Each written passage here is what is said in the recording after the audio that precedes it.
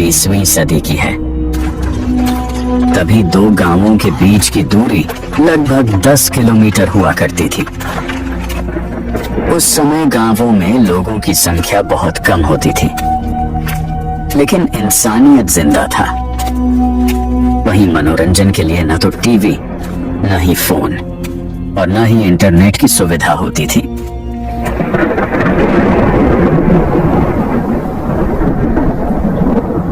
ये बिजली भी ना इतना गरजती है कि लगता है अभी सिर पर गिर जाएगी। हाँ भाई, लगता है आज भी कल की तरह बारिश होगी। मैंने सुना है दूसरे गांव में आज कोई प्रोग्राम होने वाला है। क्या सच में प्रोग्राम है? हाँ काका, प्रोग्राम तो है, लेकिन क्या करें, बिजली की गड़गड़ाहट तो देख ही रहे हो। वो गांव पहुंचते पहुंचते रास्ते में ही बारिश पकड़ लेगी, फिर प्रोग्राम देखने की तो दूर की बात है, घर वापस आने में बहुत मुश्किल हो जाएगी। हाँ भाई, ये सब बातें तो सही हैं, लेकिन प्रोग्राम तो सालों में एक बार कोई करवाता है, उसमें भी ये बारिश बीच में आ गई। इसी तरह ये लोग दूसरे गांव में हो रहे प्रोग्राम देखने के लिए अपना अपना मन बना रहे थे, लेकिन ये सारी बातें पास खड़ा एक लड़का बड़े ध्यान से सुन रहा होता है। क्या लड़के, तुम क्यों कुछ नहीं बोल रहे हो? नहीं शंभुदा, मैं क्या बोलूं? प्रोग्राम देखने के बारे में तो मैं सोच भी नहीं सकता हूँ। क्यों, क्या हुआ? अगर मेरे पापा को पता चल गया तो वो मुझे घर से बाहर निकाल देंगे। अच्छा, तो ये बात है। और तुम दोनों ने क्या सोचा? क्या नाटक देखने जाना है? अरे काका, हम तो प्रोग्राम देखकर ही रहेंगे, पता नहीं ऐसा मौका दोबारा मिलेगा या नहीं। अरे भाई, तुम जाओगे तो मैं भी चला जाऊंगा, रास्ते में बारिश होगी तो देखा जाएगा। अगर तुम दोनों को नाटक देखना है तो बारिश होने से पहले निकल जाओ। ठीक है काका, हम दोनों अभी ही निकल जाते हैं। मैं भी घर की ओर निकल लेता हूँ शंभुदा, पापा काम पर से आने ही वाले होंगे। ठीक है, तुम सब जाओ, मुझे थोड़ा मवेशियों के वैद्य को बुलाना होगा। पता नहीं मेरी गाय को क्या हो गया है, 2 दिन से भरपेट खाना नहीं खा रही है। सब लोग अपने अपने काम से निकल जाते हैं। वे दोनों आदमी दूसरे गांव के प्रोग्राम को देखने के लिए चल देते हैं और राजू अपने घर की ओर। लेकिन राजू के मन में भी कहीं न कहीं उस गांव के प्रोग्राम को देखने का मन था, क्योंकि वह आज तक किसी भी प्रोग्राम को देखने नहीं गया था। राजू घर पहुंचने के बाद देखता है कि उसका छोटा भाई द्वार के मचान पर बैठा हुआ है। वह उसे उस गांव के प्रोग्राम के बारे में सारी बातें बताता है। अरे छोटू। हाँ भैया, क्या हुआ? दूसरे गांव में अभी नाटक शुरू होने वाला है, देखने चलेगा क्या? आए इतनी रात को? वैसे भी वह गांव 10 किलोमीटर दूर है, जाते जाते अगर प्रोग्राम खत्म हो गया तो? अरे नहीं रे छोटे, आज रात भर प्रोग्राम चलेगा, जल्दी बोल, देखने जाएगा? पर भैया, पापा को क्या कहेंगे? अरे छोटे, पापा को पता नहीं चलने देंगे। आए, ये कैसे होगा? होगा ऐसे, अभी खाना खाकर हम दोनों भाई इस मचान पर सो जाते हैं। पापा जब काम से आएंगे तो देखेंगे कि दोनों भाई सो गए हैं, लेकिन हम दोनों सोएंगे नहीं, जागते रहेंगे। आधी रात होते ही हम दोनों भाई प्रोग्राम देखने चुपके चुपके निकल जाएंगे और सुबह होने से कुछ देर पहले वापस आकर फिर से सो जाएंगे। पापा को भनक भी नहीं लगेगी कि हम दोनों रात में कहाँ गए थे। आप बोल छोटे, कैसा रहा मेरा योजना? अब प्रोग्राम देखने चलेगा? हाँ भैया, मैं भी तैयार हूँ, चलिए अभी ही खाना खाकर सो जाते हैं। दोनों भाई खाना खाने के लिए घर के अंदर चले जाते हैं।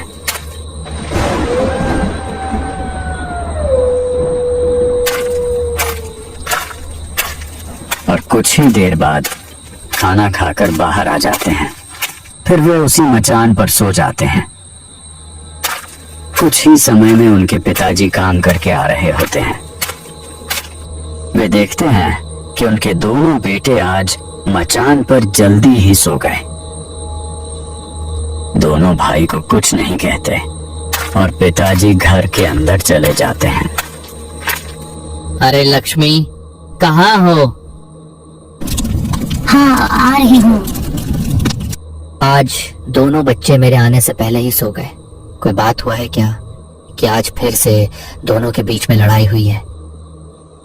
नहीं तो ऐसा तो कुछ नहीं हुआ है। दोनों ने कहा कि आज उन्हें बहुत भूख लगी थी, तो मैंने दोनों को खाना खिला दिया। अगर कोई काम है तो मैं दोनों को अभी जगा देता हूँ। नहीं नहीं, सोने दो अभी दोनों को, सुबह पूछ लेंगे। क्या हुआ जी, आज आप बहुत उदास हैं। लक्ष्मी, आज फिर से मेरे हाथ में एक पैसा भी नहीं आया। पता नहीं उन दोनों का भविष्य क्या होगा। आप चिंता मत कीजिए जी, सब ठीक हो जाएगा। लगता है आप थक गए हैं, मैं आपके पैर दबा देता हूँ। मुझे बहुत भूख लगी है लक्ष्मी, पहले खाना परोस दो। ठीक है, लाती हूँ।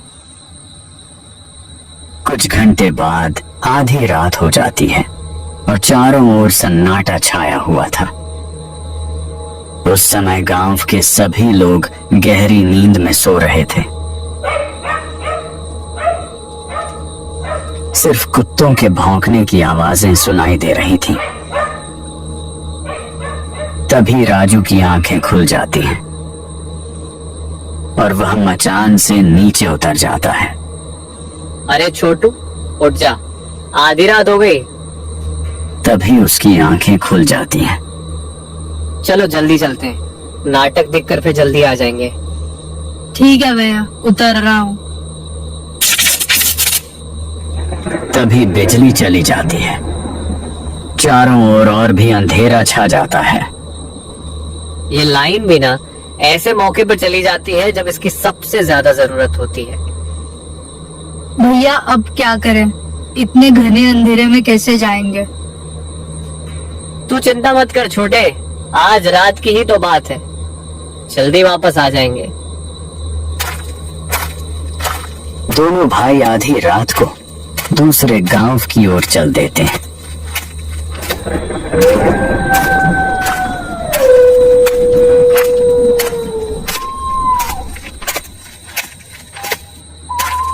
राजू भैया, ये जंगल में जानवरों की ऐसी ऐसी आवाजें सुनाई दे रही है कि डर से रूह कांप रही है। डर मत छोटू, बस चलते रहो, कुछ ही घंटों में हम वहां पहुंच जाएंगे। मैं हूं ना तेरे साथ। दोनों भाई घने अंधेरे को चीरते हुए आगे बढ़ रहे होते हैं। हर तरफ सन्नाटा पसरा हुआ था, सिर्फ उनके कदमों की आहट और कभी कभार किसी जंगली जानवर की आवाज ही सुनाई देती थी। रास्ता कच्चा था, कीचड़ से भरा, लेकिन उनके हौसले मजबूत थे।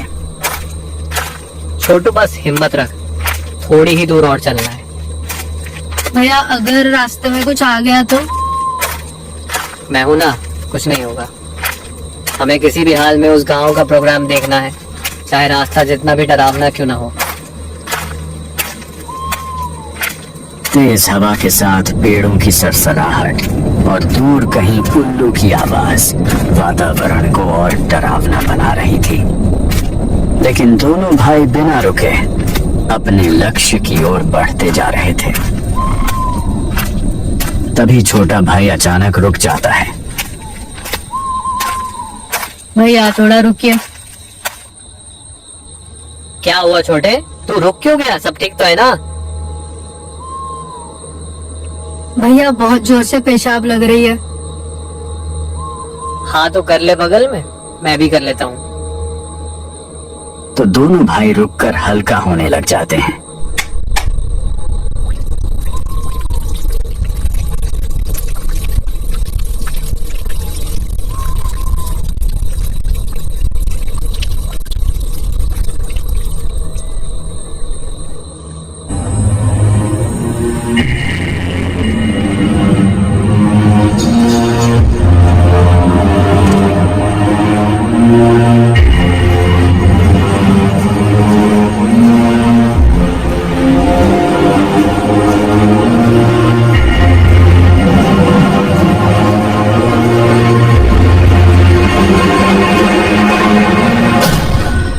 गया छोटे? इतना शांत क्यों है? कुछ नहीं भैया, मुझे वहाँ पर एक काली परछाई दिखी। क्या तुम पागल हो क्या? हम दोनों के अलावा और यहाँ कोई नहीं है। वो मुझे पता है भैया, लेकिन लेकिन कुछ नहीं, जल्दी चल, प्रोग्राम देखकर वापस घर भी पहुँचना है। ठीक है भैया, चलिए। तो दोनों भाई हल्के होकर आगे बढ़ने लगते हैं। लेकिन फिर उसके छोटे भाई अचानक रुक जाता है। इस बार उसको झाड़ी के पीछे कुछ दिखाई पड़ता है।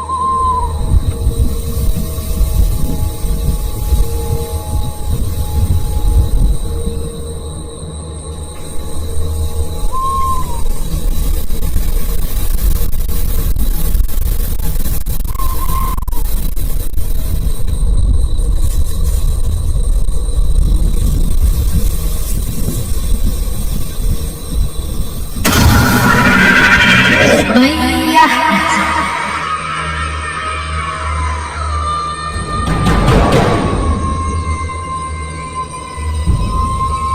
छोटू जैसे ही उसे देखता है, उसके रोंगटे खड़े हो जाते हैं। उसकी आंखें फटी की फटी रह जाती हैं। अगले ही पल उसका पूरा शरीर जम सा जाता है। न कोई हरकत, न कोई आवाज। ऐसा लगता है जैसे उसकी सांसें वहीं थम गई हों।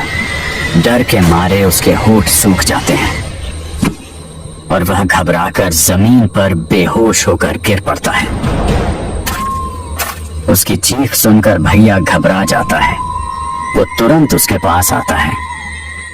अरे छोटे, क्या हो गया तुझे? तू ऐसे चिल्लाया क्यों? सब ठीक तो है? भैया उसे हिलाने की कोशिश करता है, लेकिन छोटू तो जैसे किसी गहरे सदमे में डूबा हुआ होता है। उसका चेहरा जर्द पड़ चुका होता है और आंखें काली सी हो रही होती हैं।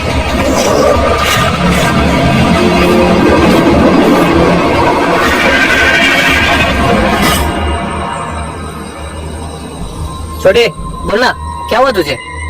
ऐसे चुप क्यों है रे? तू तो मुझे डरा रहा है भाई। जल्दी उठना, देख मैं रो दूंगा अब। छोटे, कुछ तो बोल, मेरी आवाज सुन रहा है ना तू?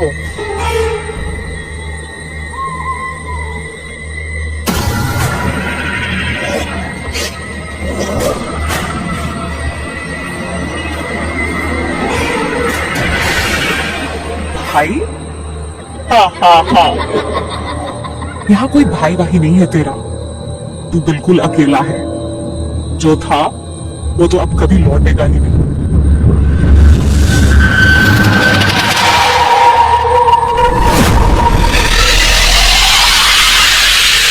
जैसे ही छोटा भाई कांपते हुए खड़ा हुआ, उसकी आंखें अचानक पलटने लगी और उसका चेहरा पल भर में बदल गया। बड़ी भयानक हंसी उसके मुंह से निकलने लगी। तभी बड़े भाई को एहसास हुआ, वो चुड़ैल तो पहले से ही उसके छोटे भाई के शरीर में मौजूद थी। क्या चाहती है? मेरे भाई को क्यों पकड़ा है? छोड़ दे उसे, मैं हाथ जोड़ता हूँ, बस उसे छोड़ दे। उसने तुझे क्या बिगाड़ा है? मेरा भाई है वो, मेरी जान है। तू जो चाहे ले ले, लेकिन उसे छोड़ दे। नहीं, अब बहुत देर हो चुकी है। मैं तुम्हारे भाई को नहीं छोड़ सकती। उसने मेरी बेइज्जती की है। बिना ताली बजाए मेरे ऊपर पेशाब कर दिया। क्या सोचा था उसने? मैं अंधी हूँ, बहरी हूँ। अब उसकी सजा तो तय है और वो सजा मैं ही दूंगी।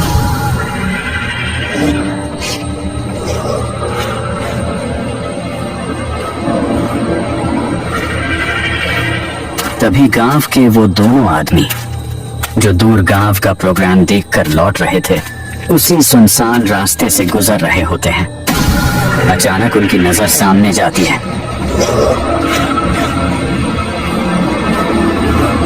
एक लड़का हवा में बिना किसी सहारे के उल्टा लटका हुआ तड़प रहा होता है। उसका शरीर कांप रहा होता है, आंखें ऊपर की तरफ पलटी हुई। ये देखकर दोनों आदमी वहीं जमकर खड़े रह जाते हैं। दोनों की सांस रुक जाती है। उनकी आंखें इतनी फटी कि मानो अब कभी बंद ही ना हो। चारों ओर भयानक सन्नाटा और हवा में डरावनी और खरखराती हंसी गूंजती है।